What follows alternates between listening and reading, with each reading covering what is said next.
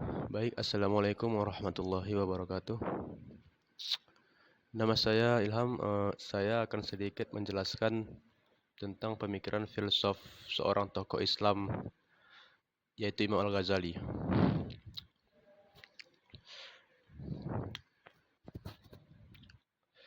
Nama lengkap beliau adalah Muhammad bin Ahmad. Eh, Beliau lahir di Tusi, daerah Khurasan, wilayah Persia tahun 450 Hijriah atau 1058 Masih. Ayah beliau adalah termasuk ahli tasawuf yang hebat. Sebelum ayah beliau meninggal, ayahnya berwasiat kepada teman akrabnya yang bernama Ahmad bin Muhammad Ar-Rajakani agar dia mau mengasuh Imam Al-Ghazali. Setelah dia berwasiat, dia pun menyerahkan hartanya kepada Ar-Rajakani untuk biaya hidup dan belajar Imam Al-Ghazali.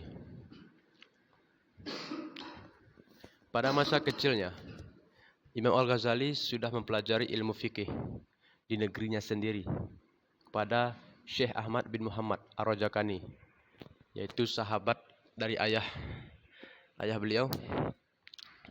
Kemudian ia belajar pada Imam Abi Nasr Al-Ismaili di negeri Zurzan.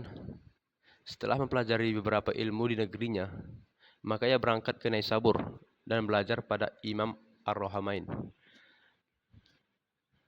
Sejak di bawah bimbingan Imam Ar-Rohamain, disinilah ia mulai menampakkan tanda-tanda ketajaman pemikiran yang luar biasa dan dapat menguasai beberapa ilmu pengetahuan pokok pada masa itu, seperti ilmu mantik, falsafah, dan fikih mazhab Syafi'i.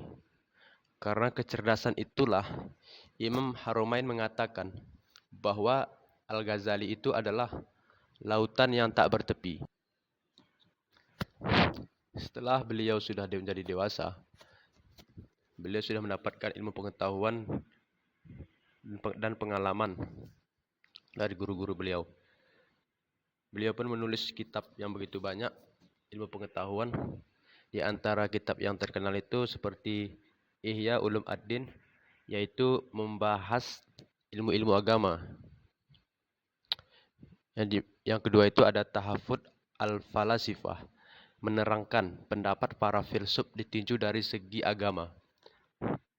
Yang ketiga itu ada nama kitabnya Al-Munqins min Ad-Dalal, menerangkan tujuan dari rahasia-rahasia ilmu. Dan masih banyak lagi kitab-kitab beliau yang terkenal. Di sini ada satu riwayat mengatakan sekitar 72 kitab. Lalu setelah itu Imam Al-Ghazali untuk pertama kalinya mempelajari karangan-karangan ahli filsafat, terutama karangan Ibnu Sina. Setelah mempelajari filsafat dengan seksama, ia mengambil bahwa kesimpulan bahwa mempergunakan akal semata-mata dalam soal ketuhanan adalah seperti mempergunakan alat yang tidak mencukupi kebutuhan. Ya, seperti itu. Lalu bagaimana sih pandangan Imam Al-Ghazali terhadap filsafat? Mengenai pandangan Al-Ghazali, para ilmuwan berpendapat bahwa ia bukanlah seorang filosof karena dia itu menentang dan memerangi filsafat dan membuangnya. Tantangan yang dilontarkan Al-Ghazali ini tercermin dari bukunya yang berjudul Tahafud Al-Falasifah, yakni yang seperti ini contohnya. Sumber kekufuran manusia pada saat itu adalah terpukau dengan nama-nama filsuf besar seperti Socrates, Epicurus, Plato, Aristoteles, dan lain-lainnya yang terkenal di seorang pemikir filsafat barat. Mereka mendengar perilaku pengikut filsuf dan kesesatannya dalam menjelaskan intelektualitas dan kebaikan prinsip-prinsipnya. Ketelitian ilmu para filsuf di bidang geometri, logika, ilmu alam, dan teologi. Mereka mendengar bahwa para filsuf itu mengingkari semua syariat dan agama. tidak percaya pada dimensi-dimensi ajaran agama, para filsuf meyakini bahwa agama adalah ajaran-ajaran yang disusun rapi dan tipu daya yang dihiasi keindahan. Itu adalah pemikiran para filsuf barat.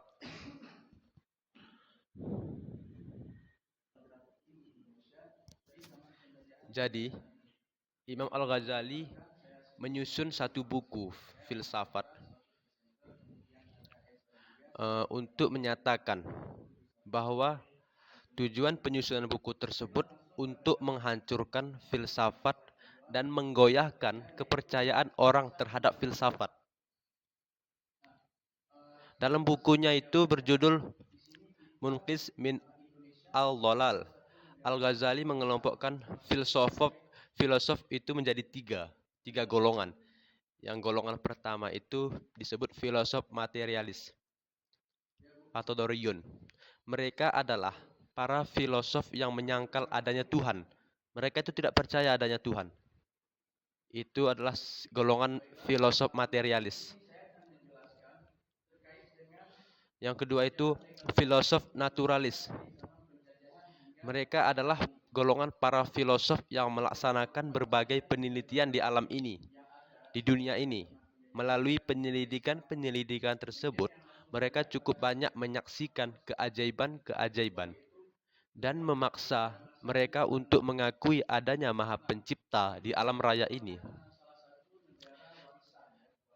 Kendati pun demikian, mereka tetap mengingkari Allah dan Rasul-Nya dan hari berbangkit. Mereka tidak mengenal pahala, mereka tidak mengenal dosa, sebab mereka hanya memuaskan nafsu mereka sendiri. Jadi yang terakhir itu ada golongan filosof ketuhanan atau ilahiyun. Mereka adalah filosof Yunani. Yang terkenal itu seperti Socrates, Plato, dan Aristoteles.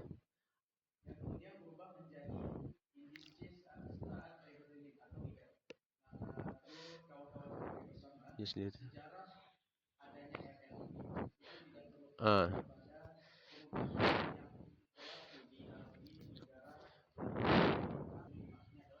itu adalah tiga golongan untuk memecahkan pemikiran orang tentang filsafat barat. Jadi Imam Al-Ghazali ini berperan sekali dalam filsafat untuk kemaslahatan umat. Untuk membuat kepercayaan umat itu bangkit, apalagi di kalangan barat. Jadi seperti itulah menurut saya. Mungkin dengan video singkat ini, jika ada kesalahan saya mohon maaf. Saya juga melihat poin-poin di sini dengan bantuan laptop. Lebih dari kurang saya mohon maaf. Assalamualaikum warahmatullahi wabarakatuh.